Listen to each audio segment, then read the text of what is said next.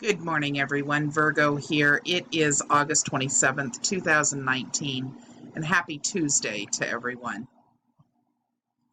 As you might have noticed, the title of this video is A Country Entitled. I've put together a monologue after reading through some of my psychology books from college. I really want to discuss the belief of entitlement, because this is something that is running rampant across the United States and many other countries, and it is very, very strong in a lot of the ideologies that we take a look at here on the Virgo Triad channel. What I'm going to be reading in the background is important from the standpoint of psychological gathering of facts, but what you're going to be seeing on your screen are screenshots that I've been collecting over time. Some of them have been forwarded to me via email, and others have come off of comment sections off of YouTube. The reason that I'm showing these specific screenshots during this specific video is because this group of people who call themselves the Moors, specifically online Moors, part of the Moorish American consulate groups, are the most entitled group of individuals I've ever seen in my life. And that's saying something, you guys, because I've been researching these fringe groups for a very long time, and bar none, these people take the cake. Entitlement is the belief that you have the right to do or get something. In social interactions, it's considering your right to do or get something to be superior to the rights of those who may want you to do or get something else. When people feel entitled, they're not merely disappointed when others fail to accommodate their presumed rights. They feel cheated and wronged. They get angry, exude hostility, and assume a stronger sense of entitlement as compensation. Of course, once we're older than 5 and not cute anymore, the world is not likely to meet our entitlement needs. So it gets to be a downward spiral. The more they don't get what they are sure that they deserve, the more justified they feel in demanding compensation. The person who cuts in front of you in line is often saying, "With the way I've been treated, I shouldn't have to wait in line."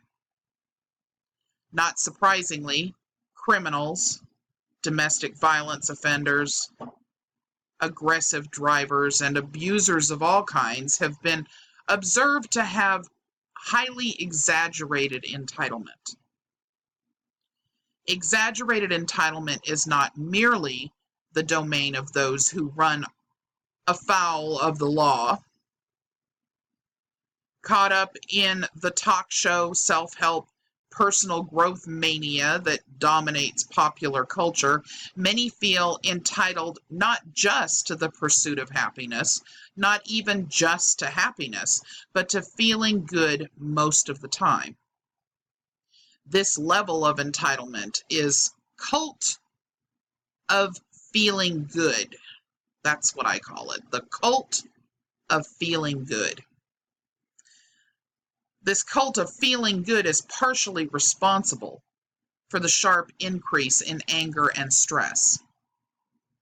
When the entitled don't feel good, which is most of the time, they feel victimized. The entitlement culture has all but equated to the virtue of humility with the symptom of low self-esteem. Afflicted with the latter, a person doesn't feel as good as others. Enriched by the former, we recognize that apart from superficial talents and skills, we're no better than others, and we focus more on our basic humanity than entitlements. No anger management approach can be effective for people who feel their rights are superior to those of others around them. A catastrophic effect of the age of entitlement is the separation of rights from responsibility. No free society can remain stable without respecting that rights and responsibility are inseparable. We're not entitled to compassion, for instance, without acting on the responsibility to giving it. An exaggerated sense of entitlement makes us convey to others that, hey, I don't care about how you feel, but you absolutely must care about how I feel, and you have no choice in the matter. That's a formula for disaster in both politics and interpersonal relationships. Our greatest responsibility is to be true to our deepest values, which for most people include compassion and basic humanity. Viable entitlement, that which does not require at least low-grade anger and resentment to enforce, must rise from our basic humanity. But what happens if we have a group of people that are actually filling one another's desire for entitlement, or entitlement supply, we can call it, by gathering together in almost a gang-like group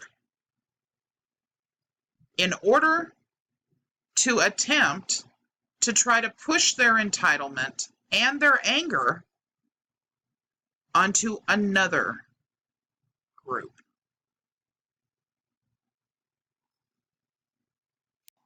What happens is actually what you're seeing right now. You see the hate speech coming from that specific group of individuals, and then you see the pushback from everyone else. Let's talk about what we might be able to do to stop this. Let's talk about the difference between hate speech, which is abusive or threatening speech or writing that expresses prejudice against a particular group, especially on the basis of race, religion, or sexual orientation. And then let's talk about freedom of speech. Let's talk about what we can do in order to stop this madness. So let's talk about, at this point, hate speech versus free speech. Here are the categories of speech that are given lesser or absolutely no protection by First Amendment, contrary to popular belief a lot of times. Obscenity, fraud, pornography, speech that is integral to illegal conduct, speech that incites imminent lawless action, speech that violates intellectual property law, true threats, and commercial fraud.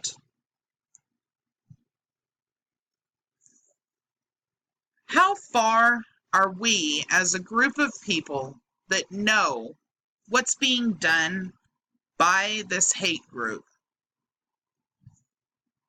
is wrong? How far are we willing to go to stop it? Are we willing to start turning these things in? Are we willing to stand together as a group of people, no matter what color, nationality, or country you might come from? Are we willing to do more than troll their channels and laugh at the ridiculous things they say? Are we willing to fight for our own human rights, to not be defrauded or allow others to be defrauded? Are we willing to stop the growth of an online gang? These are my questions for you guys today. Please put your thoughts in the comment section. Thanks for listening.